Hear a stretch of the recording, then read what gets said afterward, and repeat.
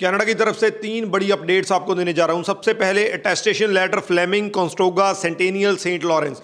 बहुत से कॉलेजेस ने बता दिया है कि किन कोर्सेज में आपको पैल मिलेगा, किन में नहीं मिलेगा। ये अपने आप में बहुत बड़ी अपडेट है। दूसरा, प्रोसेसिंग टाइम की बात करेंगे कि इस टाइम पे क्या मई इनटेक या जुलाई इनटेक पॉसिबल। और तीसरा, वीज़ा ट्रेंड। इस टाइम पे जो फाइल्स इस टाइम पे लग रही हैं, मैं दिसंबर फाइल्स की बात नहीं कर रहा हूँ, मैं रीसेंट इस टाइम की फाइल्स की, मार्च फाइल्स की बात कर रहा हूँ, तो उसका वीज़ा ट्रेंड कैसा है। तीनों को डिटेल में डिस्कस करूँगा।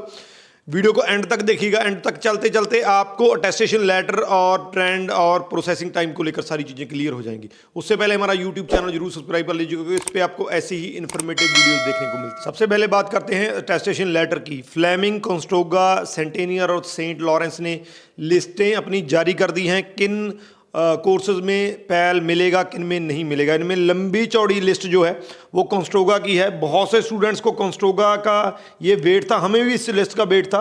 तो ये लिस्ट अभी मेरे सामने है। तो इसमें इंजीनियरिंग के प्रोग्राम ज़्यादातर जिनको पैल मिलेगा, इंजीनियरिंग के प्रोग्राम हैं, आईटी के प्रोग्राम हैं, इलेक्ट्रॉनिक्स के प्रोग्राम हैं, एनवायरनमेंट के प्रोग्राम हैं, ह्यूमन रिसोर्स मैनेजमेंट भी है दून कैंपस वाला। यहाँ पे आपको लिस्ट दिख रही होगी। पब्लिक रिलेशन का प्रोग्राम है, तो सस्टेनेबल वाटर, वेस्ट वाटर, तो हर एक तरह के प्रोग्राम है जिनका पैल आपको मिल सकता है। ये वो लिस्ट यहाँ पे आप देख रहे हैं जिस लिस्ट में आपको उस प्रोग्राम में पैल मिल सकता है। अगर आपका कॉन्स्टोगा में प्रोग्राम इस लिस्ट से बाहर है तो आपको अटेस्टेशन लेटर नहीं मिलेगा।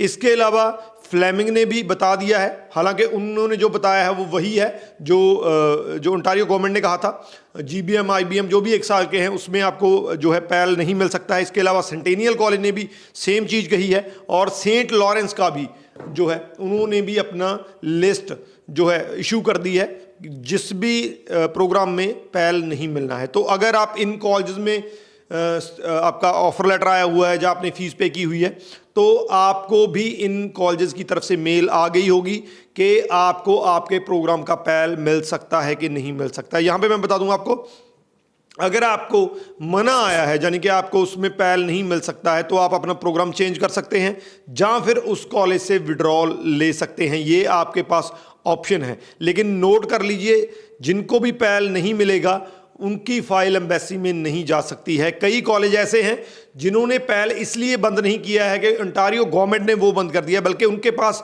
फॉल इनटेक यानी कि सितंबर इनटेक के सीट्स अवेलेबल नहीं है। तो वो आपको ये ऑप्शन भी दे सकते हैं कि सेम प्रोग्राम में हमारे पास फॉल नहीं है, आप जैन इनटेक ले सकते हैं। तो अगर ये आपके कॉलेज हैं तो आप अपनी मेल चेक कर लीजिए, आपको मेल आ गई होगी जिसमें वो लिस्ट दी गई है। अगर आपने इन कॉलेजेस की अपडेटेड जो लिस्ट है जिसमें पैल नहीं मिल सकता वो देखनी है, तो या तो हमारी कम्युनिटी जो यूट्यूब है उसमें आप देख सकते हैं, जहाँ आप इंस्टाग्राम में जिसमें हम पूरी अपडेट्स आपको देते रहते हैं, आई राजवीर चहल के नाम से, उसको आप फॉलो कर सकते हैं, उसको देख सकते हैं, उसमें हम पूरी लिस्ट इसकी डालेंगे।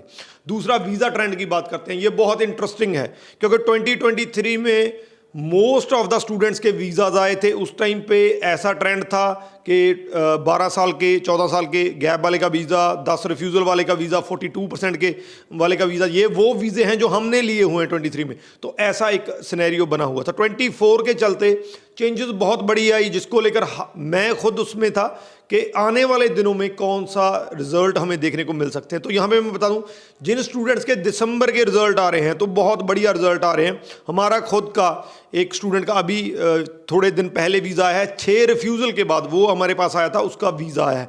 अगर मैं अब के जो मार्च के स्टूडेंट्स की बात करूं तो मास्टर्स वालों के वीज़ा बहुत जल्दी आ रहे हैं। तो अगर आपने मास्टर्स ली हुई है तो आपके वीज़ा चांसेस बहुत ज़्यादा हाई हैं, मोस्ट प्रॉब्ली, क्योंकि मास्टर्स की रिक्वायरमेंट भी ज़्यादा होती है। आपको एडमिशन ही तभी मिलेगी अगर आप वो रिक्वायरमेंट पूरी करेंगे। तो आपके वीज़ा चांसेस मैं तो यहाँ तक कहूँगा कि 100% हो सकते हैं। तो जितने भी मार्च वालों के हमारा अटेस्टेशन लेटर के साथ जितने वीज़े आए हैं, जहाँ मास्टर्स वालों के आए हैं, वो पॉजिटिव वीज़ा आए हैं। तो वीज़ा ट्रेंड को लेकर कहीं ना कहीं पे इस टाइम पे पॉजिटिव माहौल है। जितने भी स्टूडेंट्स की फाइल्स एम्बेसी में जा रही हैं, अगर आपने सारा कुछ सही रखा है तो most probably with the grace of God आपका वीज़ा आ जाए। तो अब बात करते हैं प्रोसेसिंग टाइम की। ये इस चीज़ का सबसे ज़्यादा वेट है स्टूडेंट्स को, क्योंकि वो ये जानना चाहते हैं कि मेरा मई इनटेक या जुलाई इनटेक पॉसिबल हो सकता है कि नहीं हो सकता है। सबसे पहले मैं आपको जो अभी वाली फाइल्स है, मैं दिसंबर वाली फाइल्स की बात नहीं करूंगा, वो तो बहुत ज़्यादा टाइम लेगी।